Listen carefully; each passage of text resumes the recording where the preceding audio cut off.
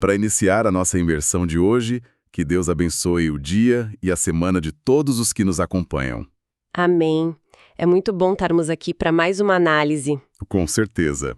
Bom, para o nosso encontro, vamos imaginar um cenário extremo, mas não de uma forma abstrata, sabe? Uma situação real. Exato. Pensemos num rei que, na mesma manhã em que governava uma nação inteira de dentro do seu palácio, de repente se vê correndo descalço e chorando por um deserto implacável.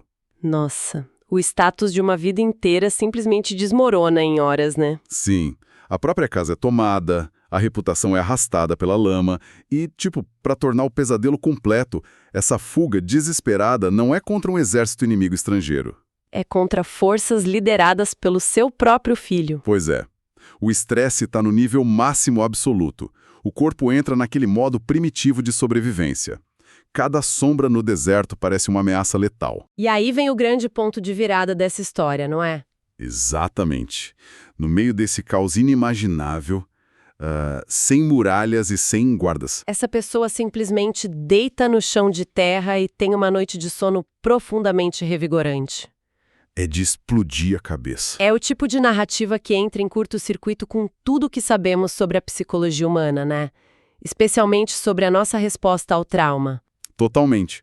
Porque o instinto biológico de qualquer ser humano, sob esse nível de perigo letal e traição íntima, é a hipervigilância.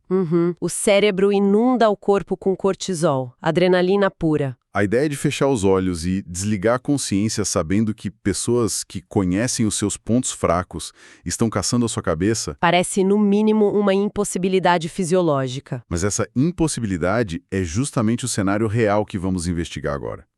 E as nossas fontes para esta análise são riquíssimas. Sim, estamos cruzando comentários teológicos muito profundos hoje. Exato, com destaque para as análises de Alan P. Ross, junto com as notas históricas e linguísticas da Bíblia de Estudo NAA. E tudo isso focando em um texto milenar incrivelmente denso, o Salmo 3. E a nossa missão não é apenas ler um poema antigo, certo? De forma alguma. A missão é entender como esse relato, forjado no fogo de uma crise brutal e muito real, funciona como um verdadeiro mapa. Um mapa de sobrevivência mental e espiritual. Isso, para não sermos esmagados quando o mundo inteiro parece estar desabando, sabe? Quando a sobrecarga ameaça destruir a nossa sanidade. O que traz tanto peso para essa investigação é justamente a ausência de romantismo. Não estamos lidando com um filósofo teorizando sobre o sofrimento no conforto de uma biblioteca com ar-condicionado. O material nos joga para dentro da realidade nua e crua da dor humana. Exatamente. Obriga quem estuda o texto a observar como a mente processa o medo absoluto, a rejeição pública e, claro, o risco iminente de morte. Bom, para entendermos como o autor chega a essa paz absurda de conseguir dormir, a gente precisa primeiro mapear a anatomia desse caos. Entender o tamanho do buraco. Isso. A narrativa começa nos jogando direto no olho do furacão. O contexto histórico que as fontes resgatam é de cortar o coração. Trata-se de um texto escrito por Davi, mas longe de ser o guerreiro triunfante ou aquele monarca intocável. É Davi na sua hora mais sombria, fugindo da rebelião de Absalão, seu próprio filho. E as notas da Bíblia de Estudo nos lembram que os detalhes agonizantes dessa fuga estão lá no livro de 2 Samuel. Em que os capítulos 15 e 16, para quem quiser conferir depois. Exato. E logo na abertura do Salmo, existe uma marcação literária que muda a forma como lemos tudo que vem a seguir, não é? Essa marcação é um detalhe fascinante para quem estuda a estrutura histórica desses textos. Conta um pouco mais sobre isso. As fontes destacam que este é o primeiro salmo de toda a coleção que possui um título formal. E não é só um enfeite editorial, certo? De jeito nenhum. Ele funciona como uma âncora. Ele amarra a poesia a um evento histórico de proporções catastróficas. Davi foi literalmente expulso do centro de poder. Sim, e o lamento inicial dele foca na matemática do desespero. O texto fala de um número assustador de adversários que se levantam e, pior, continuam crescendo. Não é apenas a perda do trono. É a constatação física de estar sendo engolido por uma multidão que, ironicamente, antes o aplaudia. E agora exige a sua queda. A matemática da derrota iminente é aterrorizante. Mas, mergulhando no comentário das fontes, a gente percebe que a lâmina que corta mais fundo não é a oposição física das espadas. Não, tem um aspecto psicológico muito mais pesado aí. Exato, o golpe mais cruel, aquele que visa destruir a alma antes mesmo de tocar no corpo, é a zombaria que ecoa dessa multidão. Eles gritam aos quatro ventos: não há em Deus salvação para ele. E o comentário teológico é muito cirúrgico ao apontar que essa observação não era apenas um insulto comum de campo de batalha. Era um ataque desenhado milimetricamente para dizer que Deus o havia abandonado de vez. Uma insinuação clara de que os erros do passado de Davi eram tão imperdoáveis, mas tão graves, que o próprio universo o havia descartado. Conectando isso à cultura da época, que era fortemente baseada na dinâmica de honra e vergonha, esse tipo de ataque ganha uma dimensão devastadora. A guerra física acaba ficando quase secundária, não é? Sim, em comparação com essa tática de aniquilação moral. O comentário mostra que o objetivo primário dessa zombaria pública era induzir um estado de desespero absoluto e paralisante. Porque quando os inimigos afirmam que nem mesmo o divino vai intervir, eles estão tentando cortar a última âncora de sanidade do indivíduo. Exatamente. A mensagem nas entrelinhas é cruel. Seu isolamento não é apenas tático ou político. Seu isolamento é cósmico. Você está sozinho no universo. Nossa, pesado demais. É o fundo do poço emocional. E se a gente fizer uma ponte com a forma como a sociedade opera hoje, lidamos com dinâmicas que ecoam essa mesma crueldade. Pensemos nas campanhas de difamação implacáveis que vemos no ambiente digital, por exemplo. Exatamente isso. É uma espécie de cancelamento em escala letal. Onde não basta tirar o emprego ou o status de alguém. Não, o objetivo é ridicularizar a identidade da pessoa, expor as falhas e convencer aquele indivíduo de que ele é um monstro irredimível. Lidar com inimigos físicos declarados já é uma provação imensa. Mas ter a própria fé e o próprio valor humano invalidados em praça pública. Isso é uma guerra puramente psicológica. A dor de ter as convicções mais profundas usadas como arma contra quem já está no chão, isso quebra a resiliência de dentro para fora. E a guerra psicológica atua exatamente aí, né? Se o oponente consegue convencer o alvo de que não há mais saída, a batalha está ganha antes do primeiro golpe físico. A pessoa simplesmente desiste de lutar, porque ela acredita que o conceito de salvação ou resgate não se aplica mais a ela. É o abismo clamando para o abismo. E é exatamente nesse abismo, nesse ponto de ruptura, que a narrativa sofre uma mudança radical de foco. Uma inversão que desafia toda a gravidade da situação. Como a mente humana não entra em colapso total ouvindo uma multidão gigantesca decretar o seu fim? A resposta documentada aqui é fascinante. Não é olhar de volta para a multidão para medir forças. E também não é olhar para dentro em busca de uma autoestima que já foi esmagada. Exato. A saída foi transferir o foco inteiramente para fora das circunstâncias. Ele se ancora no caráter divino. E as fontes começam a dissecar as metáforas que sustentam essa virada, né? Começando pela imagem clássica do escudo protetor. A escolha da metáfora do escudo, nesse momento, não é acidental.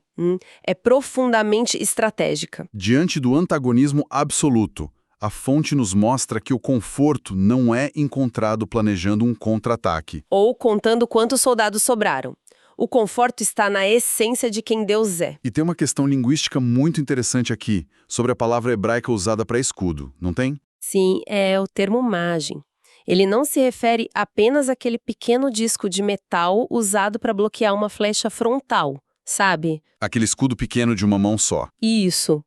No entendimento militar da época, esse termo específico descrevia uma proteção que cercava o guerreiro por todos os lados. Um escudo que cobre as costas, os flancos. A vulnerabilidade total. É uma blindagem não apenas contra o perigo físico imediato da floresta, mas também contra as setas venenosas da zombaria que visavam destruir a mente. Exatamente.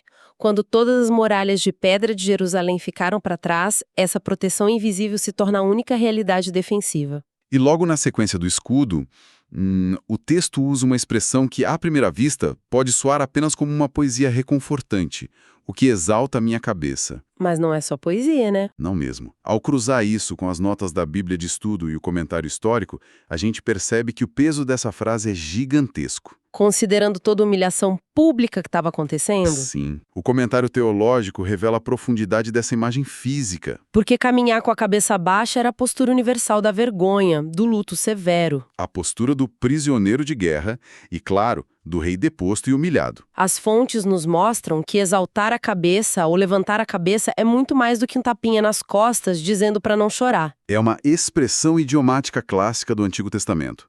Ela aparece em momentos-chave, como em Gênesis 40 e em 2 Reis 25. E nessas passagens, a expressão carrega um significado muito específico, não é? Sim, significa a restauração oficial da dignidade, da honra e da posição de autoridade. Ou seja, no meio da poeira, fugindo a pé pelo deserto. Existe uma declaração política e espiritual de que o trono será devolvido.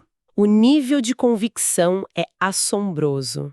A pessoa que perdeu tudo está declarando que a palavra final sobre a sua honra não pertence aos inimigos. Não pertence àqueles que celebram a sua desgraça. Pertence ao divino, que tem o poder não apenas de preservar a vida, mas de restaurar o status e a dignidade roubadas. Mas olha, eu preciso fazer um papel de advogado do diabo aqui. Vamos lá. Precisamos olhar para isso com as lentes da nossa realidade moderna. É muito fácil falar que existe um escudo protetor e que a cabeça será erguida quando se está seguro dentro de um templo ou numa sala confortável. Com certeza. Mas o cenário descrito é o de alguém dormindo no meio do mato, com um exército na cola, sendo caçado pelo próprio filho. É o pior cenário imaginável. Então, ficar repetindo no meio dessa calamidade absoluta que Deus é um escudo não soa apenas um mecanismo de defesa desesperado. Como se fosse uma positividade tóxica, você diz. Sim, um pensamento ilusório fabricado pela mente para simplesmente não enlouquecer com o trauma agudo da traição. Olha, essa é a objeção natural e cética que qualquer um faria ao ler o relato superficialmente. Porque a linha entre a fé e a negação da realidade parece muito tênue, né? Parece. Mas o comentário sobre o desenvolvimento dessa oração destrói essa tese da positividade tóxica. Como assim? O texto mostra a ação de clamar e a resposta vindo diretamente da autoridade divina. As fontes são claras. Isso não é um exercício de autoajuda. Onde se repete um mantra positivo até que o cérebro acredite numa mentira confortável? Exato. A confiança descrita ali é enraizada. O pensamento ilusório opera negando a realidade do perigo, fingindo que o exército não existe. Ou fingindo que o filho não traiu. A fé documentada aqui faz exatamente o oposto. Ela encara os milhares de inimigos de frente. Reconhece o perigo mortal e a dor da traição. E mesmo assim, decide, com base no histórico de cuidado divino, que a capacidade de socorro é uma realidade ainda maior que a crise. E essa distinção, entre negar o perigo e confiar no socorro, nos leva à consequência física mais espetacular de toda a nossa análise. O sono. Sim. Porque ter uma teologia correta ou uma crença mental forte de que existe proteção é uma coisa. Traduzir essa crença em uma ação física que coloca o corpo na posição de maior vulnerabilidade possível é algo completamente diferente. O relato avança dizendo algo como: eu me deito e pego no sono. Acordo porque o Senhor me sustenta. Não tenho medo dos milhares que tomam posição contra mim. E a mecânica de como isso funciona na língua original traz uma curiosidade técnica que muda completamente a nossa leitura. Os estudiosos mergulham nos tempos verbais em hebraico usados nessa passagem, não é? Isso mesmo. As fontes explicam que, embora a tradução frequentemente coloque os verbos no tempo presente... Tipo, eu me deito, eu pego no sono... Exato. O comentário de Alan P. Ross sugere que a leitura mais precisa e provável do texto original deve ser feita no tempo passado. Espera, então a narrativa toda acontece no dia seguinte? Sim. Nossa, isso muda a textura de todo o relato. Muda a fundação da confiança. A sequência traduzida de forma mais fiel ao contexto seria: eu clamei e a resposta veio. Eu me deitei e dormi e eu acordei porque fui sustentado. Caramba. O que os especialistas apontam é que estamos diante de um testemunho matinal. Não é uma promessa esperançosa, dita à noite sob a luz de uma fogueira, na esperança de conseguir fechar os olhos. É a constatação assombrada da manhã seguinte, depois que a noite já passou. A pessoa sobreviveu à noite mais aterrorizante da sua vida. E o fato de ter acordado intacto, de ainda estar respirando, se torna a prova material inegável de que o cuidado aconteceu. A fé não é apenas uma teoria nesse ponto. Ela foi testada na prática de deitar, apagar completamente a consciência no campo de batalha e acordar inteiro. A experiência concreta de sobrevivência se torna o combustível que queima o medo do presente, né? Ao experimentar a proteção contínua durante as horas mais escuras, a ameaça representada pelos milhares que tomam posição perde o poder de paralisar. O terror perde a sua capacidade de ditar as regras. E se trouxermos a ironia dessa situação para os dias de hoje, o contraste é quase constrangedor. Como assim? Vivemos numa era de insônia epidêmica.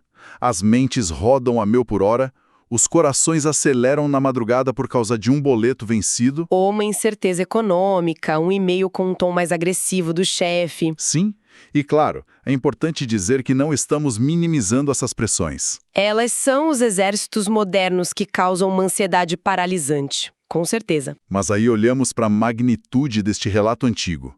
Um ser humano cercado por espadas literais, sendo caçado como um animal, Ouvindo que até o universo o odeia. e ele simplesmente escolhe ir dormir. Diante disso, o sono deixa de ser apenas uma necessidade biológica de descanso. Dormir nesse contexto exato é um ato absurdo e atrevido de rebelião. Possível de que abriu mão do controle. A matemática é simples. Quem tenta controlar todas as variáveis do mundo não dorme. Quem entrega o controle, apaga. Essa análise do sono como resistência atinge o cerne da guerra psicológica que mencionamos no início. Verdade. O repouso físico se torna a manifestação visível, palpável, do descanso espiritual. Lembra da zombaria dos inimigos gritando "não há salvação em Deus"? Lembro, o ataque à fé dele. A ação de deitar e dormir, totalmente vulnerável e cercado por milhares, é a refutação definitiva e silenciosa a esse insulto. Ao entrar em sono profundo, a vítima prova aos seus caçadores que a tática de destruição mental deles falhou miseravelmente. A mente não quebrou.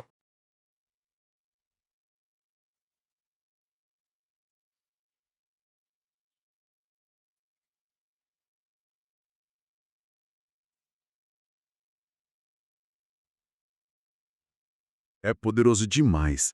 E logo depois desse amanhecer revigorante, a narrativa sofre mais uma guinada. Uma guinada que pode chocar a nossa sensibilidade moderna. Ah, essa parte costuma pegar o pessoal de surpresa. O homem que acabou de acordar de um sono incrivelmente pacífico, de repente faz uma petição final que abandona totalmente a linguagem da tranquilidade. A poesia entra num terreno de imagens violentas e visceralmente intensas. Ele grita um pedido para que Deus se levante e desfira um golpe no queixo dos inimigos, quebrando os dentes daqueles que promovem a maldade. A mudança na temperatura do texto é inegável, né? E frequentemente desconfortável para o leitor contemporâneo. Totalmente. O clamor "levanta-te" carrega o peso das antigas marchas militares. Evocando a intervenção de um guerreiro divino, mas as fontes se debruçam sobre essa imagem gráfica de golpear o queixo para explicar o que realmente está em jogo. E o comentário esclarece que não se trata de um desejo mesquinho de vingança física, certo? Não. É uma metáfora poderosa, ancorada na realidade do Antigo Oriente Médio.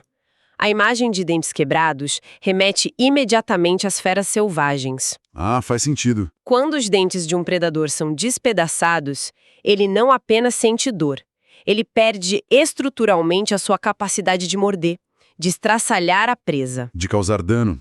A petição busca, na verdade, a impotência definitiva da maldade. Exatamente isso. E a gramática também volta a jogar um papel vital nessa parte do texto, não é? A forma como descrevemos essa intervenção divina. Sim, os verbos abrem duas possibilidades profundas de interpretação, e ambas sustentam a fé do autor. Quais são elas? A primeira é de que a narrativa se apoia num histórico imutável.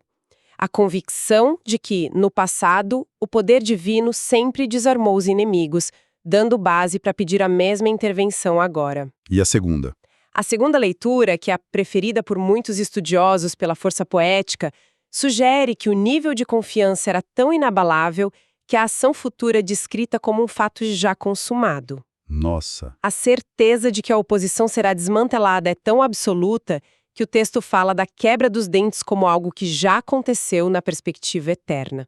Isso. Mas a gente precisa encarar um ponto de tensão enorme aqui. Manda. Como reconciliar esse desejo de destruição, essa imagem brutal de maxilares esmagados, com a imagem pacífica do homem que confia e dorme sereno? É o que muita gente se pergunta. Parece haver um choque de personalidades insuportável nessa transição. A violência verbal de pedir que os inimigos sejam desdentados não anula a tão falada paz de espírito. Pois é, como as fontes resolvem esse incômodo? Esse incômodo é crucial para entendermos a mecânica da justiça no mundo antigo. Nós vivemos em sociedades onde a violência é terceirizada e a paz muitas vezes é vista só como a ausência de conflito. Sim, a gente tem uma visão muito higienizada, digamos assim. Mas o comentário aponta para uma realidade inescapável. Desejar genuinamente o bem para quem está sendo oprimido exige desejar a derrota total de quem oprime. Caramba. Não há proteção efetiva para o rebanho se os lobos continuarem com os dentes intactos. Exato. A paz profunda do amanhecer não vinha da ilusão ingênua de que os inimigos iriam subitamente mudar de ideia e abraçá-lo. A paz vinha da certeza de que o mal seria estruturalmente desarmado, que a justiça estabeleceria um limite de ferro para a maldade. E tem um detalhe psicológico vital aí. Ao pedir que a intervenção divina faça esse desarmamento, o indivíduo está se recusando a fazer justiça com as próprias mãos. Ele entrega a vingança a um tribunal superior. E é exatamente essa transferência do desejo de vingança que permite que o coração dele fique leve o suficiente para dormir em paz. O que nos conduz ao clímax e ao propósito final de todo esse registro. O que as fontes classificam como o propósito didático do texto. Sim, a narrativa se encerra declarando com todas as letras que a salvação, o resgate final, é uma prerrogativa exclusiva do divino. E pede que essa bênção se estenda sobre todo o povo. O mais fascinante na análise desse desfecho é perceber a trajetória desse documento. De um lamento sombrio para algo muito maior. Exato. O que começou como o lamento mais solitário e pessoal possível, O grito de um pai fugindo de um filho que o quer morto, foi intencionalmente transformado e adotado como um hino, para ser cantado e lembrado por toda uma nação. a genialidade da preservação desse texto ao longo dos séculos reside justamente nessa adaptação, sabe? O comentarista explica que a intenção final não era apenas registrar um diário de sobrevivência de um ex-monarca. Ao ser incorporado à coleção litúrgica, o relato assumiu uma função pedagógica vital. Leituras futuras feitas por pessoas comuns enfrentando doenças,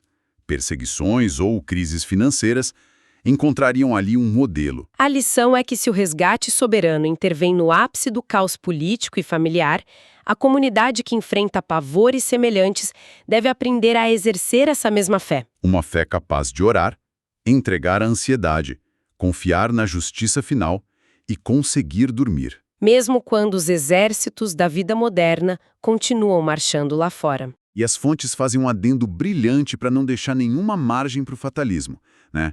Existe uma relação intrincada entre essa oração de entrega e a necessidade de ação. Ah, isso é fundamental. O texto sublinha que a confiança profunda não é um convite à passividade negligente. O ato de orar não substitui o trabalho árduo ou a prudência de escapar de um perigo evitável. Davi tomou a atitude prática de fugir de Jerusalém, não é? Ele caminhou pelo deserto, ele organizou os poucos leais que restaram. No entanto, a certeza inabalável de que ele não seria aniquilado não vinha do seu planejamento tático. Vinha inteiramente da sua confiança de que havia um escudo invisível determinando o resultado final da história. A oração não anula a ação. A oração é o que permite que a mente haja com clareza, em vez de paralisar pelo desespero. É a tensão equilibrada entre a responsabilidade humana de dar os passos necessários para a sobrevivência e o reconhecimento absoluto da soberania que governa os resultados. A fuga física evitou o derramamento de sangue imediato, mas foi o refúgio espiritual que evitou o colapso interno. Brilhante. Chegando ao fim da nossa imersão de hoje, podemos sintetizar a imensidão desse aprendizado. Nós dissecamos como a verdadeira estabilidade, especialmente nos picos de crise aguda onde as nossas estruturas tremem, não deriva de uma vida livre de inimigos. Ou livre de milhares de problemas. A paz não é fruto de uma conta bancária inesgotável, nem da aprovação inânime de uma multidão digital ao nosso redor. O alívio genuíno, aquele que acalma os batimentos cardíacos na madrugada, vem de identificar com clareza inegável quem é o nosso escudo protetor em todos os flancos. É a libertação de saber que a nossa dignidade, a nossa cabeça erguida, não é definida por aqueles que zombam dos nossos tropeços. Mas por uma realidade muito maior que não se curva aos nossos piores dias. E é essa âncora invisível que nos dá o direito e a coragem de deitar, apagar a mente e acordar sustentados para enfrentar a próxima batalha. A inversão de valores revelada aqui é o que permanece com quem os acompanha. A vulnerabilidade extrema de abrir mão do controle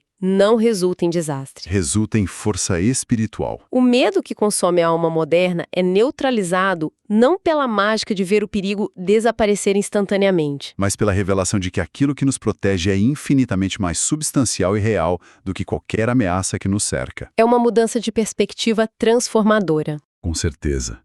E para encerrarmos o nosso tempo juntos, quero propor uma reflexão final a todos os que nos acompanham, inspirada por essa ideia incrível de que o pior pesadelo pessoal de uma figura histórica se transformou no manual de sobrevivência de toda a sua comunidade. Uma reflexão necessária. Pensemos no seguinte: se as piores crises pessoais de quem nos ouve hoje, se os lamentos solitários mais profundos derramados nas madrugadas de maior incerteza fossem minuciosamente registrados, será que eles seriam lidos pelas próximas gerações como um mero diário de desespero e de colapso inevitável? Ou será que, pela forma como escolhemos confiar e entregar o controle no meio do furacão, eles serviriam como um mapa de resiliência que poderia, um dia, guiar incontáveis pessoas em suas próprias noites escuras? Que Deus abençoe todos os ouvintes.